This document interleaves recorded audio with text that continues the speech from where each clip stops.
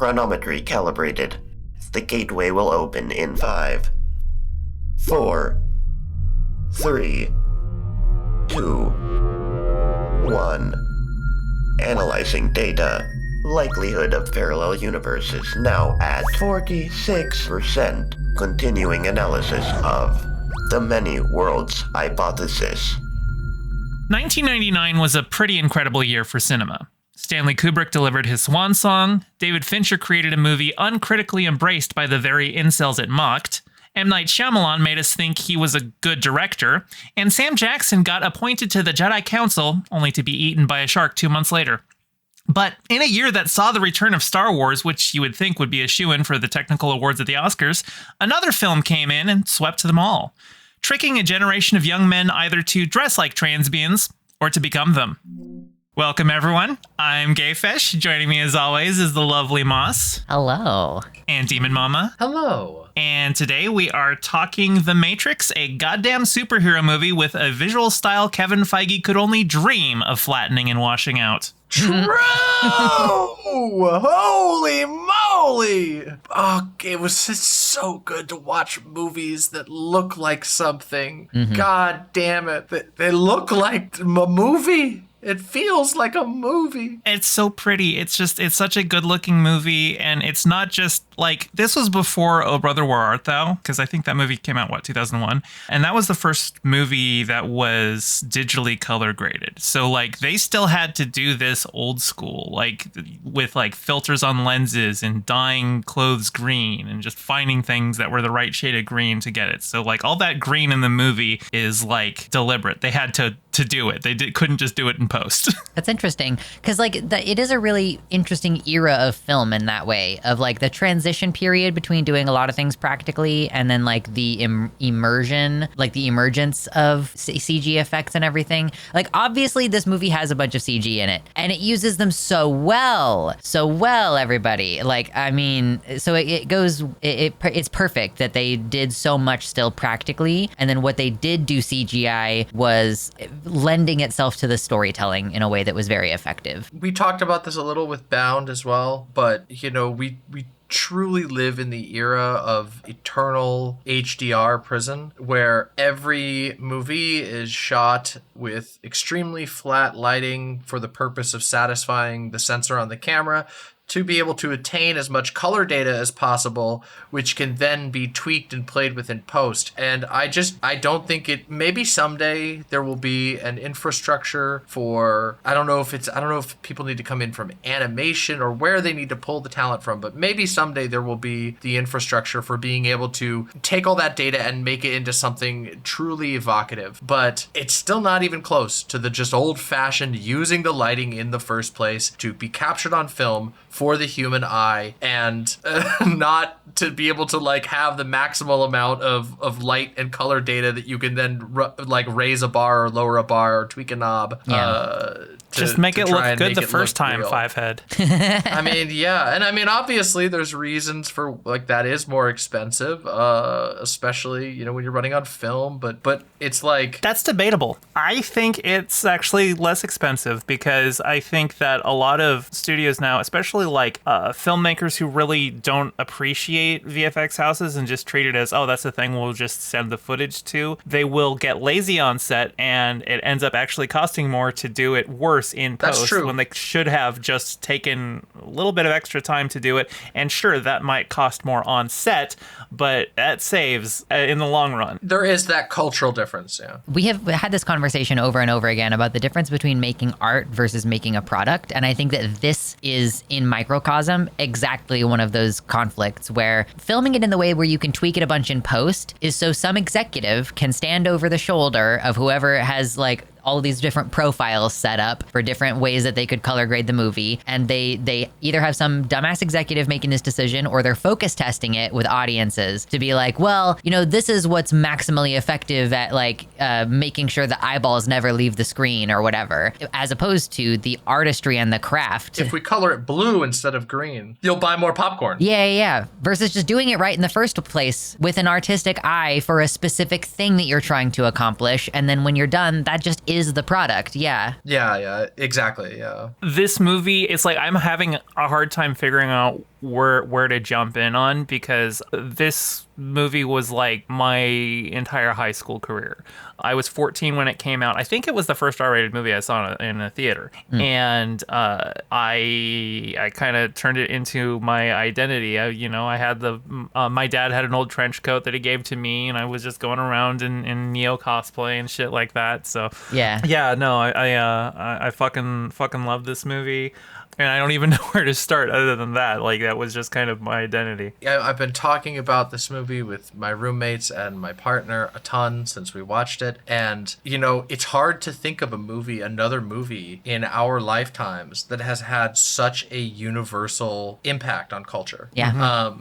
Or also even a movie that so successfully, like, hit the nail on the head of, like, the trends in ideology going into the 2000s. Like, this idea of a world where history has stopped at the late 90s basically, and like was arrested by AI at that point, and then has just been on a loop ever since basically, is like, boy, doesn't that feel like the world we live in right now. Fukuyama being like, that's not what I meant. It's wild to me. Like, I would, there's so many lines in the movie that I'm just like, oh yeah, that's the origin point for this. And it's like, I've seen The Matrix so many times, and every single time I watch it, I just like it a little bit more, which is phenomenal. It's rare to find a film that is just like, God, I had so much fun watching this movie. And I was just like, I fucking love it so much. There is so much to jump in on. Like, there's so many layers to it. Like, you can talk about how it, its approach towards societies of control, I think, is like the core theme of the movie is like overcoming the illusions of control and finding the cracks where they are and busting them wide open whenever you can. And that then applies to so many different versions. There's the whole conversation about the transgender aspect of the film, which is just fucking unbelievably present at every moment. I mean,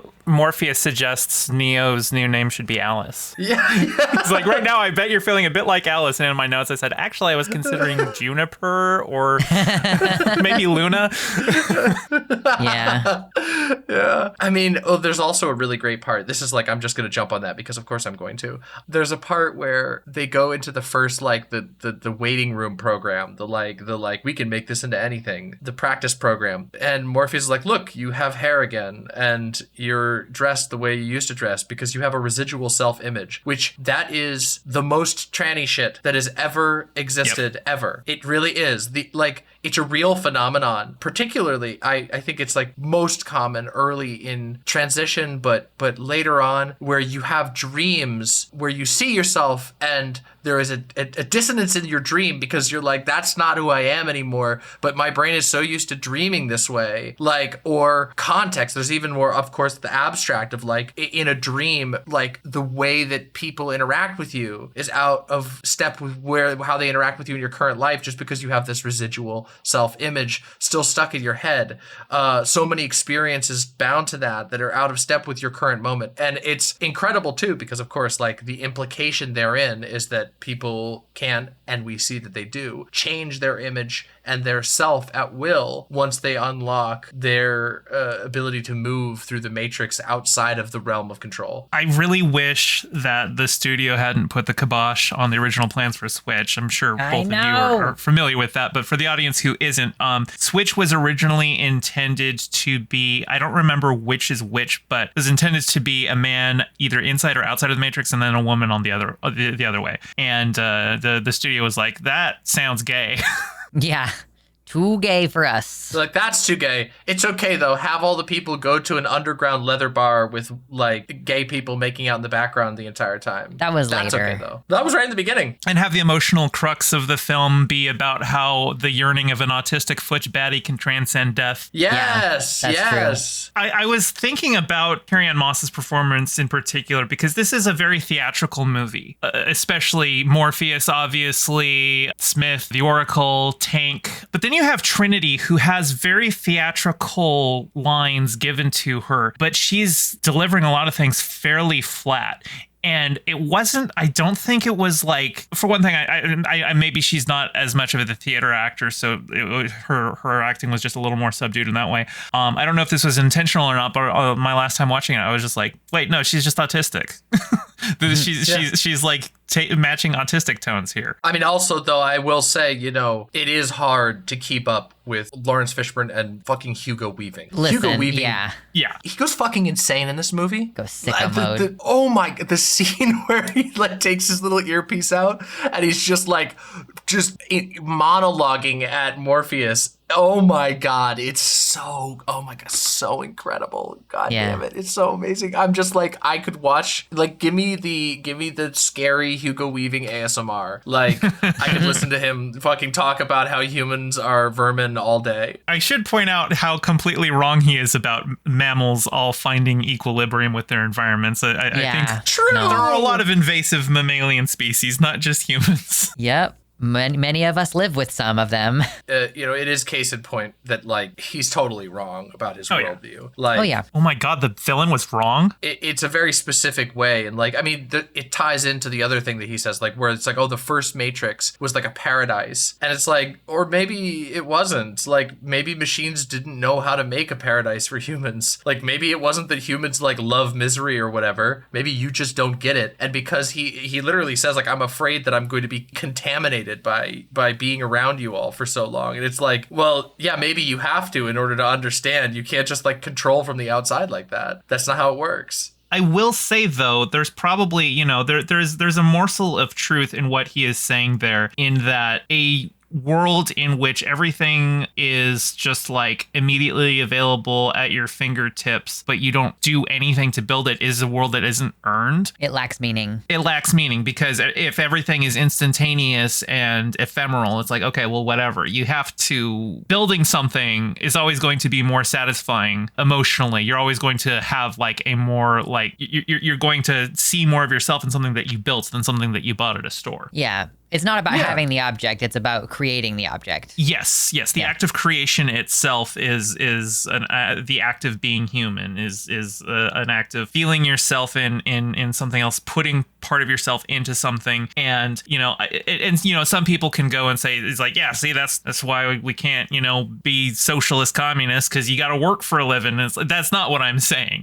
No. But I can see how people would take it that way. But like a better example would be cheat codes in video games. If you've ever played a video game and you're having fun and then you look up cheat codes and you start using them and you notice that you're not having fun anymore, well, it's because you're not earning it anymore.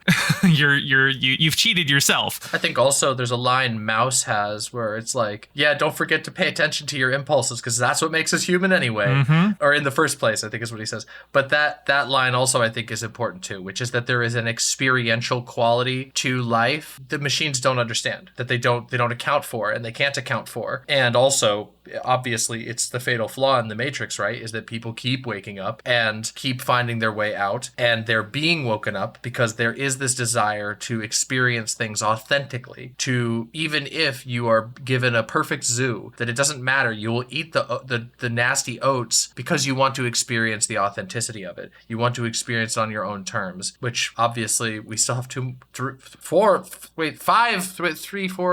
We've got four more. Sorry, we've got 3 movies and the Animatrix. Yeah, the Animatrix isn't a movie, it's an anthology of shorts, but it's movie length, so, Which I'm very excited for. I wanted to piggyback off of something you said there, which is that the machines don't understand human experience. And it's so interesting because Smith is dissatisfied. Like, he is experiencing a kind of suffering that it seems like his fundamental programming is messed up, in that, like, why are you having this, like, human response to, like, the stench around you? Like, you shouldn't care. None of the other programs seem to really care. But this is a fun new observation from having watched this as an adult. He's so racist. Why are you so racist? Like, it's so interesting that is kind of his fundamental thing. Yeah. Like, Oh, yeah, he's totally. a cop. They're racist. That's what they do. I guess so, yeah. He's a member of the CIA or whatever. Yeah, and I mean, I think the other piece of truth in there is that, like, oh, he feels like he's being contaminated by existing with humans, and there is a truth in that, because and again, we'll discuss this when we get to the next movies. Yeah. That's a major part of Agent Smith as a character, is this, like, shit! They're, like, the quote-unquote, what he calls contamination is sentience, that they're inseparable from becoming experiential and no longer just moving along the tracks that are laid for you, essentially stepping outside of the frameworks of control, which this movie's analysis of control and of societies of control are just like is amazing. This is a movie where especially in the beginning, we see that Neo has no say in almost anything in his life, and the things that he does have a say on can be removed at any moment. Literally, his mouth is taken away from him at one point, and then he is violated via an orifice, and it is you do not have a society that tells you do not have a say over your body. Your body is not your own. Your mind is not your own. Your experiences aren't your own. You are a inconvenient battery. And God, does that not just speak to the experience of the moment? Yeah, there is a capitalism commentary in there. I will say that the battery metaphor, I think originally they had written it as they were using human brains for their processing, and then the studio was like, change that because nobody's going to know what that is. Nowadays, everyone knows what a data center is. So yeah, I think that it does work better, because this was something I was literally just talking about less than an hour ago with my partner. Like, capitalism is a meme, is an ideology, and it has become like a gestalt almost. It is its own entity, not like us, but it runs on human brains like a program. It is perpetuated and copied and pasted and goes, and it has a whole number of things that it flows through.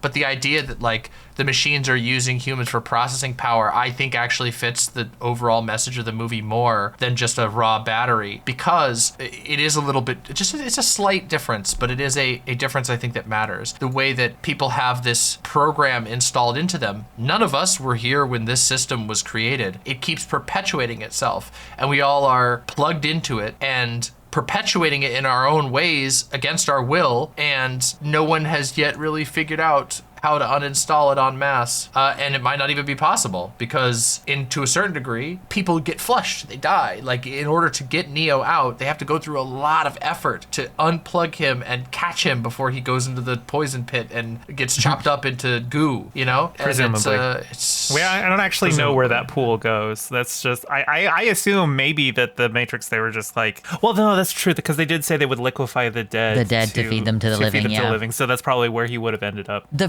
faceless, dehumanized overlords is interesting in context of everything that you just said. That's just like, I was like, oh, that is like, yeah, your body or your mind, or like both, like really upholding the system, capitalism, or whatever you want to describe the system as. It's interesting. Yeah, I do think that, like, speaking about the sort of facelessness of it, I think it was a very intentional choice to have it be a machine. Yeah. A digital machine that propagates itself, like, without a single head, because that is the case that we live in. Obviously, there are figures who drive it and perpetuate it more, but they're just one piece of a larger thing that just keeps going on and keeps harming people. It's the most important part. I loved, oh my God, speaking of which, this is a little bit of a spin-off, but the red dress, the Lady in the Red Dress program, love it. Incredible moment in the film. Well, the music is great. They use a bunch of twins and triplets in that scene so that it just looks like Mouse has populated the program with just duplicates of, because he didn't want to program so many people, or he got lazy or whatever. Yeah. Just little subtle things there. Also, everyone's wearing black and white, except for the Lady in the Red Dress, so she stands out even more. Yes. Yeah, that sequence is fantastic. It's interesting how everyone parts before Morpheus, but everybody bumps into Neo. Like, I don't know what to make of that, but it was very noteworthy. I mean, I think it's just that it's visually demonstrating that Neo doesn't know how to swim through the Matrix like Morpheus yet. True. Yeah, that he hasn't learned that, like, this is just a program. Like, if I so decide, I could be so fast that no one could bump into me even if they wanted to, which Morpheus is at that point. Obviously, Neo eventually goes beyond his capabilities. abilities. He surpasses the master. But Morpheus is, pretty impressive in that way up to that point. But the other part that I really love about that scene, like obviously the visuals are amazing. The it's coy, it's fun. It's got like this look back at the lady, bam, gun, you're fucked. You got distracted. You let your dick think for you. Got him. Got him. Yeah, exactly. But it's also like there's this, what it prompts is this conversation with Morpheus where he's like, these are all people in the Matrix, but some of them are hostile to the idea of even potentially leaving the Matrix. And as a result, they are susceptible to becoming our enemy at any moment. And that is like, oh my God, like That's cut a liberal shit right there. it is. I mean, it is, but it's also so real. It's a little 1984, right? Like anyone could be willing to tell on you at any point. And I'm looking forward to The Matrix 4 when we get to that, because The Matrix 4 really leans in on that concept in specific at a couple of points and explores it further and like builds it out in a way that I thought was super, super interesting. So I can't wait to talk about that. But in this film, it's just like this idea that like the Matrix can manifest itself through anyone, and not necessarily everyone, but anyone could become a hostile. It's this like snitch society. It made me think about Ring cameras and like all of the ways in which people like passively volunteer themselves to become a part of a society of control. It made me think of like the like people who just instinctively call the cops at every opportunity, anytime anything upsets them or seems out of place. And then it made me think, of course, of transphobia and homophobia. This idea that like you could just be walking in a place and a sea of people, most of them don't give a shit, but one of them suddenly wants to hurt you or bother you or has some problem with your existence because you exist outside of the system that they're comfortable with. Truly a perfect encapsulation of a phenomenon of the moment. And, I'm not saying it didn't exist in the past. I think certain versions of it have, but we live in an accelerated state of this, right? Where it's like phones and Ring cameras and a camera in everybody's pockets and access to the cops in every pockets and in their pocket and flock cameras everywhere. Like, it really is like you're in a dangerous panopticon and you sometimes can't afford to let your guard down for the lady in red. Sometimes you just gotta, pull a gun on anybody in your car. Yeah. Just keep them guessing. Yeah, there's also it's interesting how like, obviously we have the correct view on the movie because, we're us. But so many people can get things out of this. Like there's a lot of religious themes in the movie. Like of course. I think my mom once used this movie as like, I think she built like a lesson plan on the Matrix from like a Christian perspective. Oh boy. Was Neo Jesus? Well, yeah, I mean, he's very obviously Jesus. He's very obviously a messianic figure. His name is very biblical. Thomas. He's doubting Thomas. He's doubting the world around him. And then and Anderson means son of man, which is one of Jesus's titles. The humans are in Zion. Yeah. Wish they'd picked another name, but Yeah, no kidding. You have to in that particular case, it's serving a mythological purpose that unfortunately has also been invoked by another movement. Not saying that none of that was going on at the time, but it's invoking the mythological structure of Zion and not the Zionism. there used to be this website. It still exists, but it hasn't updated in like 15 years, but it was called Cap Alert, which was movie reviews from a Christian perspective, but it was like trying to do like a quote unquote objective analysis of film, but it was just like this very, this movie is full of swears and sex and people lying and it's all bad. Like every single one of their reviews is just really funny to read back in the day when fundamentalists were mostly seen as crazy kooks and not, running the show. No kidding. But I remember reading it for laughs back in the day, and it was like the first time I had seen somebody actively say that the movie was anti-Christian from a Christian perspective. I'm not going to read the whole review, but here we go. One character in The Matrix mocked our Lord by telling the hero that he was his own personal Jesus Christ. And slowly, the movie built The Matrix as having the powers and authority of God to create and provide for the people. And at the end of the show, the central hero narrated a piece to promote anarchy. No rules, no boundaries. A most sly sly movie. Sly almost to invisibility about its position regarding the King of Kings and Lord of Lords, about his authority and about our subservience to it. It's crazy.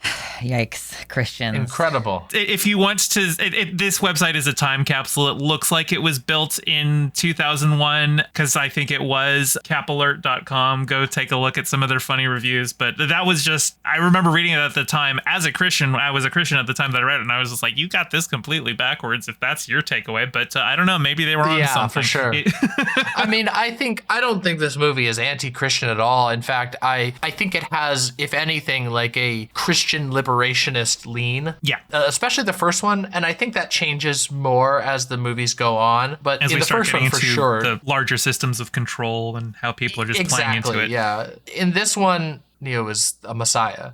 He's a messiah. He consults with a prophet. Like, this pulls on a lot of religious imagery, and I don't think it's denouncing religion. In fact, I think that like this movie actually has like the faith and belief is like a major part of the movie, and I don't think it's in the tradition. Like, I don't think it's in the traditionalist vein of fundamentalism where it's just like blind faith, but rather no, a belief in a better world. That even if it's not there in front of you, that you can use your brain to imagine things that are better and fight for them and whatnot. Well, and as we go on with the sequels and everything like that, the role of the One is not what he's even prophesied to be. That's all part of another system. But as he is portrayed in this movie, the Oracle tells Neo he's not the One. He has the gift, so he could be if he wanted to. And that is, I think, the point is that Neo is the One, not because Morpheus saw him in the wilderness while he was eating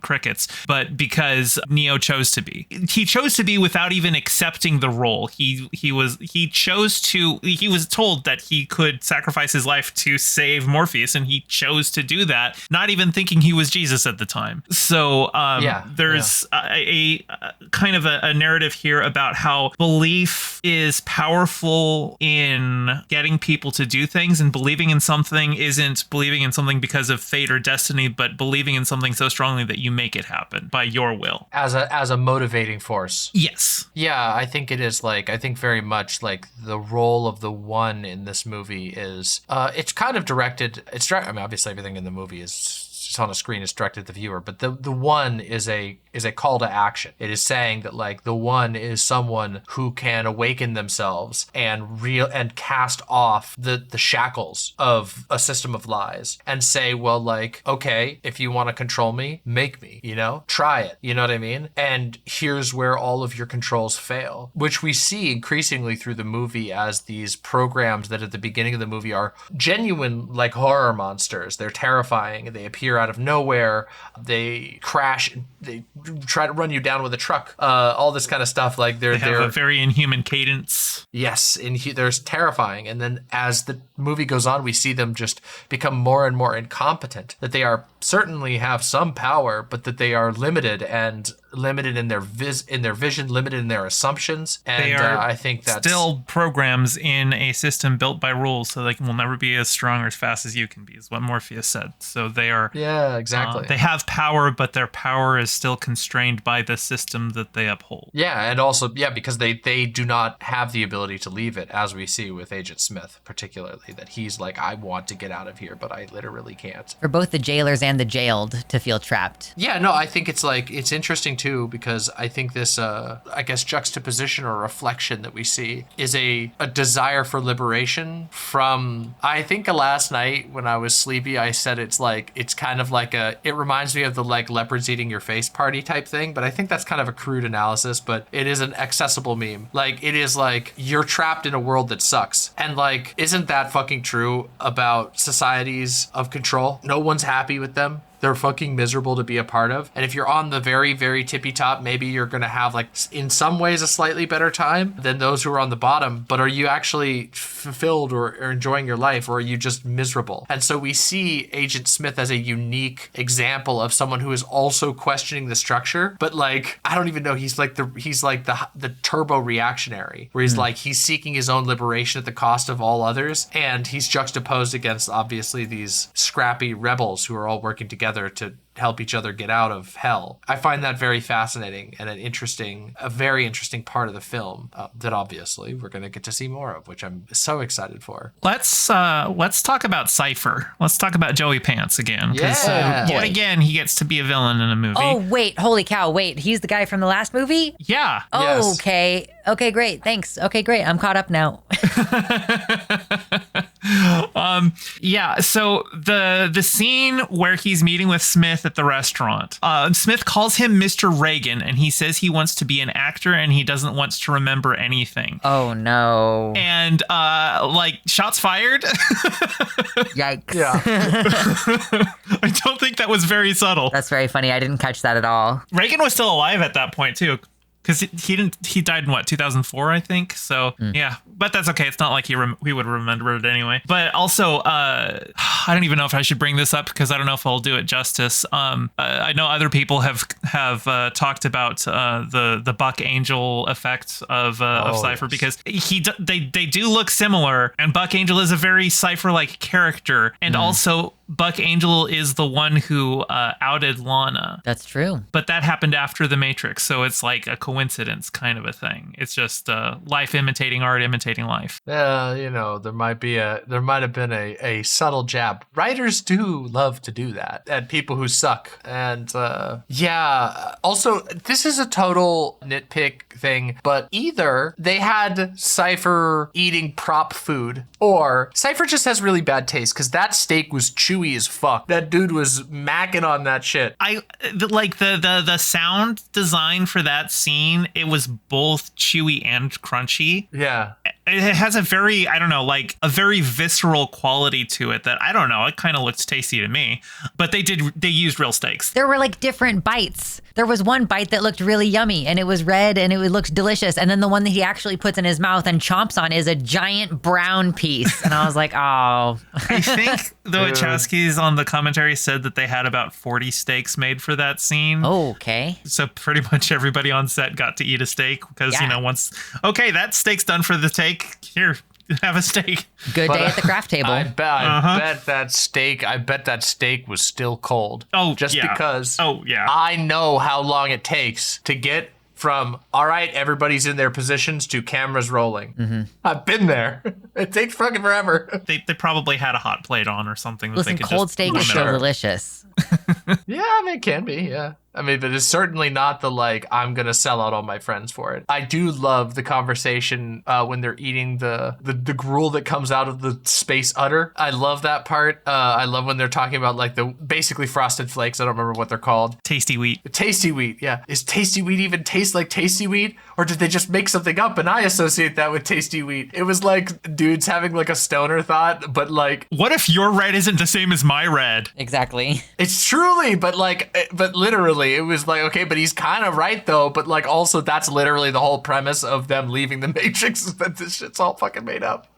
Yeah. I hope they get to make tasty wheat for themselves and figure out what it tastes like. What if he gets the real tasty wheat and he's like, it's just not the same? Well, what if tasty wheat? Because I don't think tasty wheat is an actual cereal. I think they just made it up so they didn't have to do some licensing shit or give free product placement or whatever. So I think tasty wheat only exists Unlike in the Matrix. Duracell. Well, they didn't actually show the Duracell. I mean, they probably used the Duracell battery, but there are other batteries that also use the copper top, and they did not show the label on it. So yeah, they didn't. But it did have the iconic branding colors, and they did do a dong on the soundtrack when he shows the battery, which was very similar to the Duracell commercials. So I remember when I was young and at Christian Bible camp. Hell yeah. I remember a friend of mine telling me that their parents made them watch The Matrix with Sky Angel. And now I don't know if anybody knows what Sky Angel is. It was not a very popular product. Was it a sensor service? Yeah, basically. It was a box that would plug into DVD players, and it had a bunch of movies preloaded into it. And what it would do is you put the movie in, you start playing it, it goes through the box, and it would selectively mute things that it wasn't supposed to have, that it wasn't supposed to see, you weren't supposed to see that are bad or whatever, and then put up subtitles on screen, replacing it with something more Christian friendly. And I remember him telling me about a line that made him laugh out loud, which then made me laugh out loud, which was a line that was replaced, and it was like, shh. shove it up your ass, you son of a bitch. But then it got changed to shove it up your toe, you son of a clown. And I was just like, doesn't even make any fucking sense. TV edits of like some movies are pretty great. Like The Big Lebowski, famously, this is what happens when you find a stranger in the Alps. You can have some pretty funny and creative ones, and sometimes you could just be really dumb about it. I actually think Sky Angel had like, they lost like a lawsuit or so. There was some company like that Probably, that had like a lawsuit over like, I think it was one of the studios that was suing them because they're like, hey, you don't have permission to edit our movies. Yeah, it's wild. I just thought of that, I know, but it's like the irony of popping that on the Matrix of all the movies. Yeah, you know, this is something that Fesh mentioned in the week prior to recording this, but like this movie is rated R, but it doesn't have any cussing or anything in it. In fact, I think they removed a lot of the cussing from the original script to try to get it into PG-13, and they still didn't. Imagine the Matrix with cussing. Yeah. I mean, there's a few swears, right? There's a few swears, but there was a lot more fucks in the original script. I read a script that was basically, it was pretty much the shooting script, except there was more swearing, and then there was a story that they cut from it. There was like a Morpheus side story where it would have been revealed that Morpheus has actually found like 6 other guys that he thought was the one, and they all died.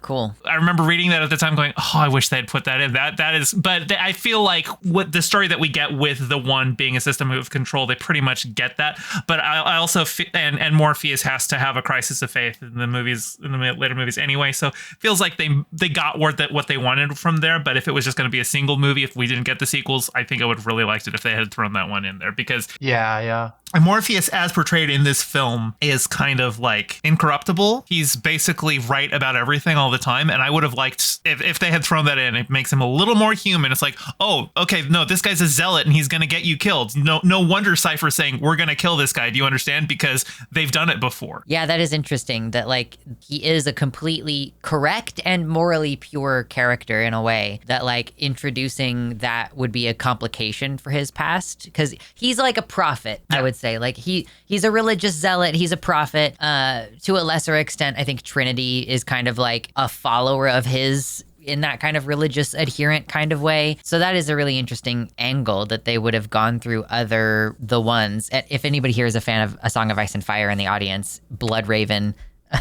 does crazy, creepy shit like this too. Yeah, like I wonder though how that would have worked with the Oracle, like talking to the guys and everything. So I feel like that would have introduced like some plot holes with what does the Oracle say to these other guys? Well, considering the Oracle's also involved in this whole thing, I mean, she was like her prophecy was a lie. Like she's complicit in all of it.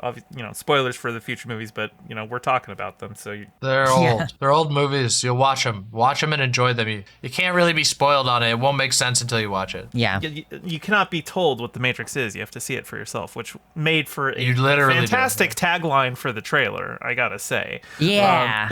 That was the last line of the trailer, right That's over killer. the shot of Neo doing the Matrix dodge. God damn, this movie has so much swag. Oh my God. Yeah. It's so cool. Legitimately, It's so this is cool. something that I wanted to bring up. Like, this movie is cool, and it remains cool to this day in a way that, like, it is. you know, even like, we just watched Fight Club the other night in the server, and it's like, Fight Club is not cool. Like, it was maybe at the time, and like the kind of people who think Fight Club is cool now are fucking losers, but maybe they were losers back then and I was just 12 and I didn't know better. But this movie like maintains its cool factor, even with the picture of friggin' Elon Musk in the trench coat with the katana. Like, even with that notwithstanding, I thought this that was movie Ben Shapiro. still is it might be Ben Shapiro. I might be mixing up my white supremacists. It's fine. They're all the same. No, exactly. Yeah, but this movie is like the soundtrack is banging and it remains banging, and like the cinematography, Oh, yeah, it rocks. all of the action set pieces, the helicopter action set piece. Oh man, that beautiful cinematography of the shot up the building of the helicopter coming and it's mirrored in the glass of the building. Oh, beautiful.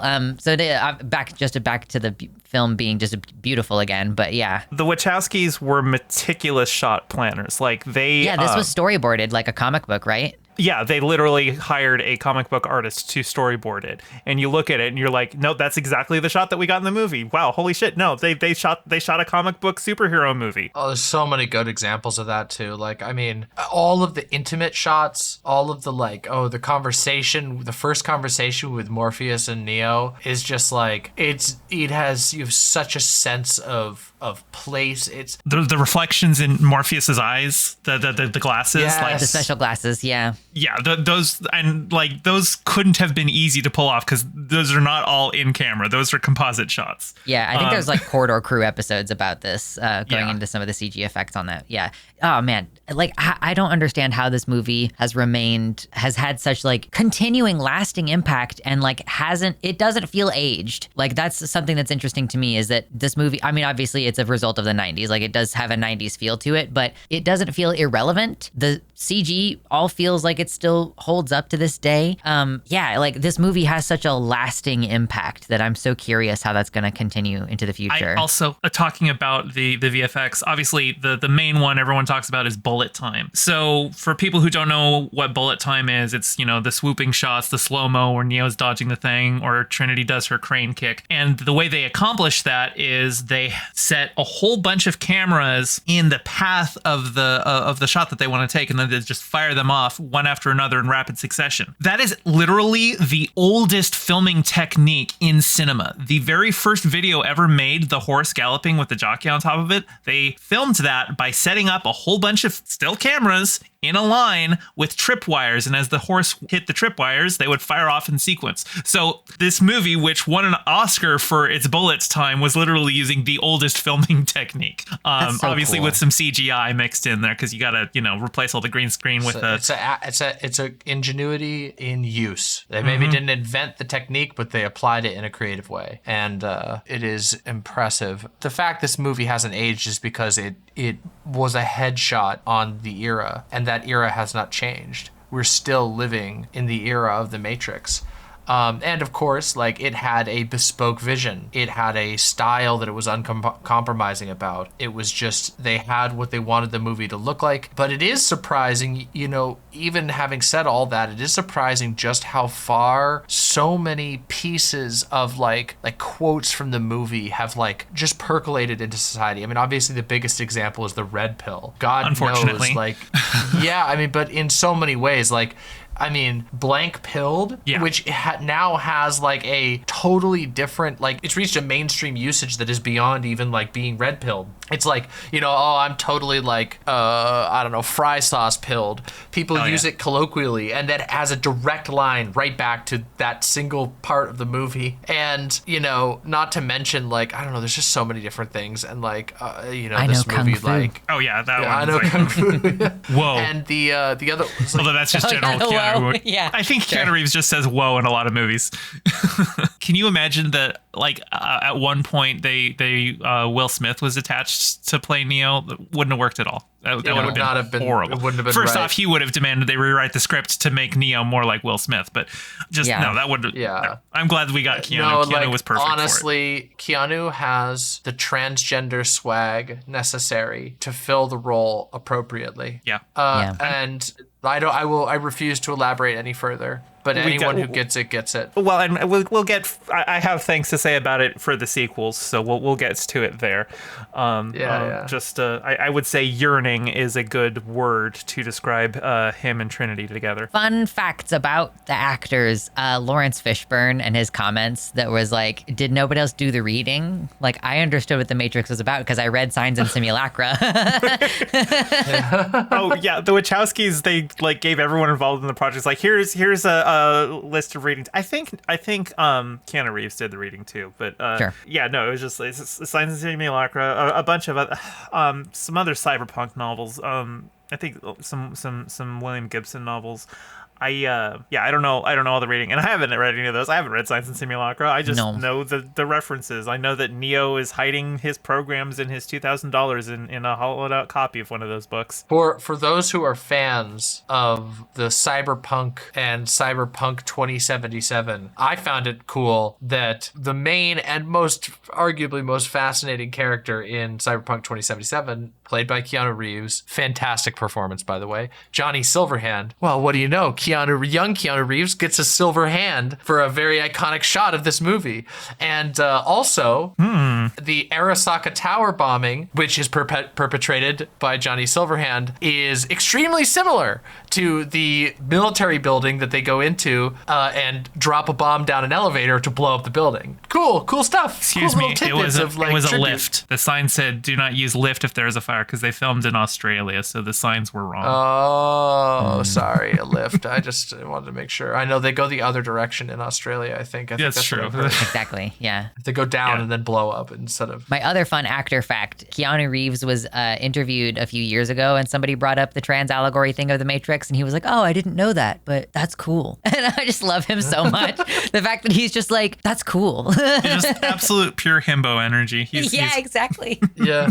You're just such a good dude. Yeah, I love him. I don't think he was the right pick for Constantine, but he was the right pick for Neo. Disagree. Love that movie. Think he's great in it. I had read the books before I saw the movie. Oh, that's fair. Okay, that's fair. Yeah. I didn't know that there was a book. I just recently rewatched that movie too for the first time since I was a kid. I liked the movie. Slaps. I liked a lot of the movie, but that's not the one we're talking about. That was just a side thing. Yeah, but also Keanu Reeves dated a trans woman for like many years. Did not know that. Okay. That's cool. Cool. I have a funny story about watching this movie with my dad, and he was sitting there going, now what were their old names again? I'm like, you don't actually need to, that's not relevant. And it's just like sitting there racking his brain. He's trying to remember their dead names, and he's like, I've got it. It's Joel and Ethan, which are the Coen brothers. Okay. And I was just like, I just let it go. I'm like, yep, you got it. It's Joel and Ethan. You got it. Good try. I fucking love this movie so much. I think this is one of my favorite movies of all time. De jour, the girl with the white rabbit tattoo. De jour is French for of the day, like soup de jour. I think the implication is that she's not really with choice. She's just there for the day. That's a good, hadn't thought of that one. I love the swag of his crew, though. They're fun. That fits into the whole thing of like, it's crazy how this isn't cringe. This tattoos isn't cringe. The trench coats, the leather, it doesn't feel cringe. And I love that so much for this movie, because in any other context, all of those things are pretty cringe, or they can be at least. Because it's original, though, right? Like, that's part of it. Like, even if there is like cringe elements, I mean, some of the lines, like the I know Kung Fu is kind of funny, and it is like a little cringe in its own way. It's earnest and endearing as a result, I don't know. It makes me think of Hackers, which another is another trans movie. It's just like, another giga trans movie. Yep. It's just funny. They're like, I have a new self-image now, and it's wearing a black leather trench coat and sick glasses and cool hair. Like, I don't know. There is some element of that where you could view it as kind of desperate to be cool, but it is cool, and the Matrix is cool. That's my until you go wrap-up. Outside of the Matrix. It's really and you see cool. a bunch of guys like Ben Shapiro with the trench coat and That's the what I'm shades. saying. Yeah. That's when it becomes It's cringe when cringe. they do it. But they're pale imitations, desperate pale imitations, and not Exactly. authentic. What a beautiful movie. Wachowskis keep winning. Yeah. It's Exactly. definitely one of the best movies ever made. I feel comfortable so, saying it's one yeah. of the best movies ever made. Oh my God, I forgot to talk about the fight choreography. Yeah. It's sick. Yen Wu-ping did the choreography. He's, a Kung Fu Hong Kong master. Yen Wu-ping. Yeah, the Kung Fu movie influence is so, oh my God, it's so good. And it's so hard to find movies with that influence now. We used to make real movies. Yeah. We used to make real movies. But next up, we are going to be watching some fake movies. And by fake, I mean not live action. Animation is good. We're going to watch The Animatrix, which is not a singular movie, but it's an anthology that's about movie length. And, it's The Matrix, and a bunch of the stories were written by the Wachowskis, and it's all canon if that sounds what floats your boat. Awesome. But it's good. I look forward to that. Until then, I've been Gayfish. I've been Moss. And I am DemonMama. And follow the White Rabbit. Follow that thing. Bye. Take that red pill. Thanks to my patron, EVV. If you want to catch these episodes early and hear your name at the end of the episode, subscribe at patreon.com/gayfesh.